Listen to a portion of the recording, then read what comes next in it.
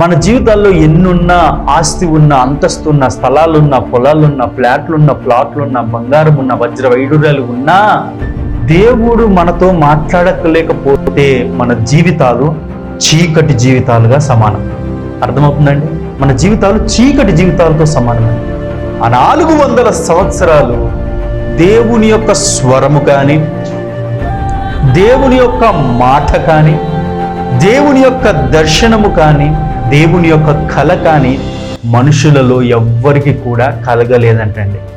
దేవుడే మనుషులతో మాట్లాడడానికి ఇష్టపడలేదంటండి ఆ 400 సంవత్సరాలు. అందుకనే ఆ 400 సంవత్సరములను చీకటి సంవత్సరాలుగా పిలిచారు. దేవుని ప్రేమను పరిపూర్ణంగా కోల్పోయిన ఆ రోజులలో దేవుడు ఆశించేటంటే, దేవుడు ఒక నిర్ణయం తీసుకున్నాడు.